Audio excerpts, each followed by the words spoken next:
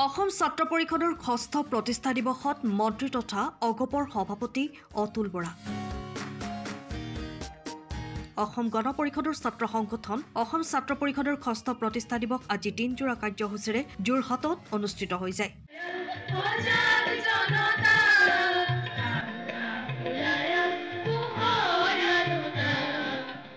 যোৰহাট জিলা ছাত্ৰ পৰিষদ আৰু গোলাঘাট জিলা ছাত্ৰ পৰিষদৰ উদ্যোগত অসম গণ পৰিষদৰ যোৰহাট জিলা সমিতিৰ সহযোগত অগপৰ জিলা কাৰ্যালয়ত অনুষ্ঠিত হোৱা এই প্ৰতিষ্ঠা দিৱসত মুখ্য অতিথি হিচাপে উপস্থিত থাকে মন্ত্ৰী তথা অগপৰ সভাপতি অতুল বৰা।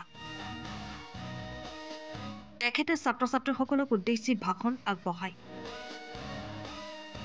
অসম ছাত্ৰ পৰিষদৰ সভাপতি ত্ৰিনয়ন বৰুৱাৰ সভাপতিত্বত অনুষ্ঠিত সভাখনিত বিধায়ক ভৱেন ভৰালীকে প্ৰমুখ কৰি অগপ আৰু অসম ছাত্ৰ পৰিষদৰ কেইবাগৰাকী বিষয়ববীয়া উপস্থিত থাকে। অন্যহাতে মন্ত্ৰী অতুল বৰাই সাংবাদিকৰ আগত কয় যে অগপ দলে নতুন প্ৰজন্মৰ বাবে দুৱাৰ খুলি থৈছে। উপ নিৰ্বাচনত ৫টা সমষ্টিতে মিত্ৰ দলে জয়লাভ কৰিব। তদুপৰি তেওঁ কয় যে অগপ দলত কোনো বিসম্বাদ নাই। এই উইংটো আগতে নাছিল। 2019 চনৰ 21 নৱেম্বৰ তাৰিখে অসম ছাত্ৰ পৰিষদৰ জন্ম দিয়া হৈছিল। আজি ছাত্ৰ পৰিষদৰ প্ৰতিষ্ঠা দিৱস। কেইটামান বছৰ হৈছে মাথো, কিন্তু অসম ছাত্ৰ পৰিষদে ৰাজ্যখনৰ বহুত শিক্ষানুষ্ঠানত সাংগঠনিক স্তৰ গঢ়ি তোলাই নহয়, বিভিন্ন শিক্ষানুষ্ঠানৰ ছাত্ৰ একতা সভাত প্ৰতিদ্বন্দ্বিতা কৰি সফলতা লাভ কৰিবলৈ সক্ষম হৈছে। মই আজিৰ দিনটোত ছাত্ৰ পৰিষদৰ সমূহ কৰ্মকৰ্তাক অভিনন্দন জনাইছোঁ। ছাত্ৰসকল আমাৰ দলৰ সাহস, এই ছাত্ৰসকল আমাৰ উদ্যম। তেওঁলোক মাত্ৰ কেইজনমান ছাত্ৰ ছাত্ৰীৰ সমষ্টি বুলি আমি গণ্য নকৰোঁ।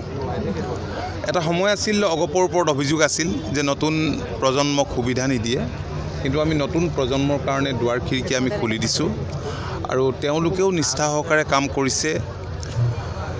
লগতে যুৱ পৰিষদ আছেই, অসম যুৱ পৰিষদ। গতিকে এই যুৱ প্ৰজন্মক লৈ আমি সপোন দেখিছোঁ, নতুন প্ৰজন্মক লৈ সপোন দেখিছোঁ। জাতীয়তাবাদৰ ভেটি শক্তিশালী কৰাৰ আমি সপোন দেখিছোঁ।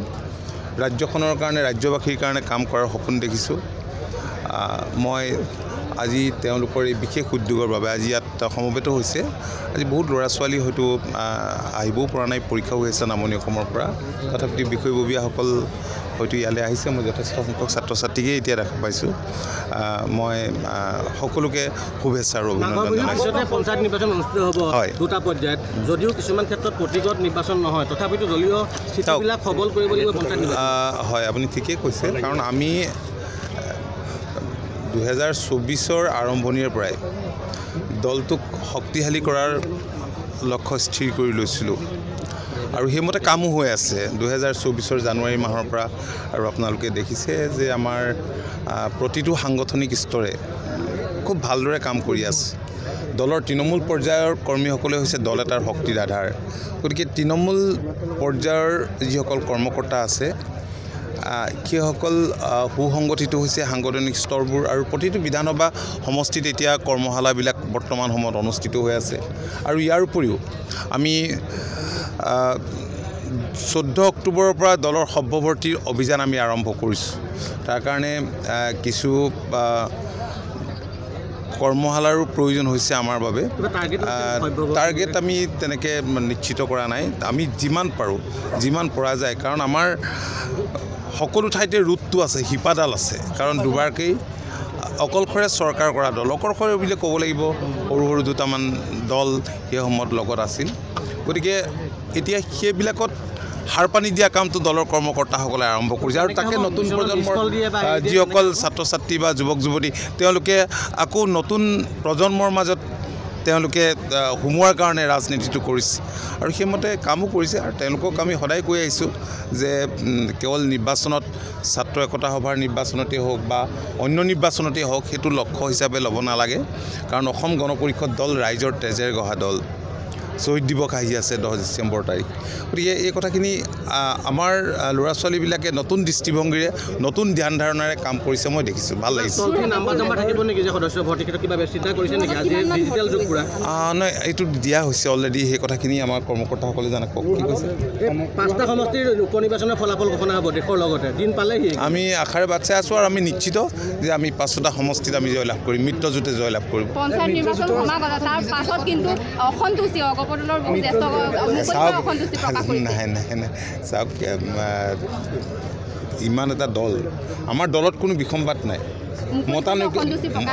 অসন্তুষ্টিটো মুকলিকৈ কৰক ভিতৰুৱাকৈ কৰক এইটো আৰু তেনেকুৱাতো কোনো কথা নাই আপোনালোকে আপুনি মোক যেনেকৈ সুধি আছে মইতো কিবা এটা উত্তৰ দিবলগীয়া হয় আপোনালোকে সুধি পুচি যেনেকৈ নিউজ এটা কৰিব লাগে উলিয়াই লৈ কথাবিলাক কৈ থাকে ইয়াতে কোনো আমাৰ বিসম্বাদ নাই দল এইটো কোনো বিসম্বাদ নাই মই দৃঢ়তাৰে ক'ব পাৰোঁ অসম গণ পৰিষদ দলত বিসম্বাদ নাই দল ঐক্যবদ্ধ দল শৃংখলাবদ্ধ আৰু শৃংখলাবদ্ধতা ৰক্ষাৰ খাতিৰত আমি সকলোখিনি কৰি আছোঁ আমি কৰিম নাই তেনেকুৱা দলীয় সভাততো কথাবিলাক ওলাবই দলীয় সভাত কথা আজি ইয়াত মিটিঙত যিবিলাক কথা কয় ইয়াততো চব কথাই ক'ব নহয় খোলাকৈ তেওঁলোকে কি সুবিধা পাইছে কি অসুবিধা পাইছে আৰু তেনেধৰণৰ আজি কেৱল মিত্ৰতা বুলিয়েই নহয় দলৰ ভিতৰ চৰাত আজি এটা পৰিয়ালতে মতানৈক্য থাকে কথাৰ মিল থাকে বেলেগ বেলেগ চিন্তা থাকে ইয়াত কোনো অস্বাভাৱিকতা নাই আৰু মাননীয় মুখ্যমন্ত্ৰী ডক্টৰ হিমন্ত বিশ্ব শৰ্মা ডাঙৰীয়াই মিত্ৰতাটো সুদৃঢ় কৰিবৰ কাৰণে মিত্ৰতা সঠিকভাৱে আগবঢ়াই নিবৰ কাৰণে সদা সজাগ আৰু সচেষ্ট আৰু সেইকাৰণে আজি